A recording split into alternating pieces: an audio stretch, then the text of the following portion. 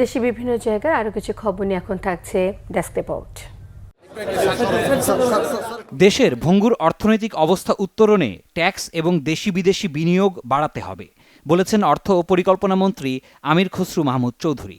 চট্টগ্রামের বানৌজা উল্কা মেরিন ড্রাইভের পাশে হাসপাতাল নির্মাণের সম্ভাব্য স্থান পরিদর্শনের সময় তিনি সাংবাদিকদের এই কথা বলেন। স্বাস্থ্য ব্যবস্থাকে আরও সহজ করতে ডাক্তারদের শূন্য পদগুলো দ্রুত পূরণের আশ্বাস দিয়েছেন স্বাস্থ্য ও পরিবার কল্যাণ মন্ত্রী সরদার সাখাওয়াত হোসেন বকুল। প্রয়োজনে ডাক্তারদের পছন্দের জায়গায় পোস্টিংও দেওয়া হবে।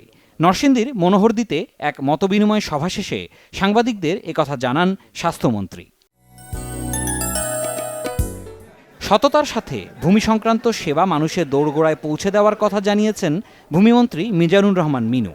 রাজশাহীতে এক সংবর্ধনা অনুষ্ঠান শেষে তিনি একথা বলেন। জনকল্যাণে ভূমি বিষয়ক কিছু আইন সংশোধনের আশ্বাসও দেন। ফসল সুরক্ষায় বাঁধ নির্মাণে দুর্নীতি প্রতিরোধে সরকার পাহারাদারের ভূমিকা পালন করবে বলেছেন পানি সম্পদ মন্ত্রী শহীদ উদ্দিন চৌধুরী অ্যানি। জানান, বাঁধ নির্মাণে অনিয়ম বিষয়ে জিরো টলারেন্স নীতি নিয়েছে সরকার।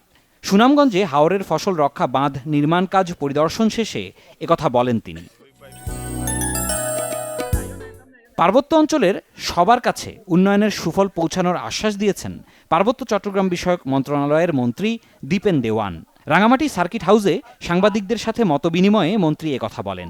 এ সময় তাকে ফুল দিয়ে বরণ করেন প্রশাসনের কর্মকর্তারা। দেশে আর ফ্যাসিবাদের উত্থান হবে না জানিয়েছেন বেসামরিক বিমান পরিবহন ও পর্যটন প্রতিমন্ত্রী এম রশিদুজ্জামান মিল্লা। জামালপুরে এক মতবিনিময় সভায় তিনি একথা জানান।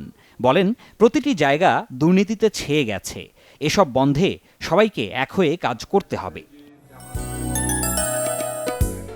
দখলবাজি, চাঁদাবাজি, সন্ত্রাস করলে কাউকে ছাড় দেয়া হবে না হুঁশিয়ারি দিয়েছেন পাট ও বস্ত্র প্রতিমন্ত্রী মোহাম্মদ শরীফুল আলম।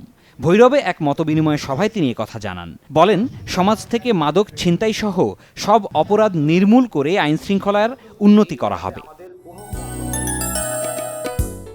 দেশে আর চাঁদাবাজি, সন্ত্রাস ও দুর্নীতির সুযোগ নেই মন্তব্য করেছেন জনপ্রশাসন প্রতিমন্ত্রী আব্দুল বারী।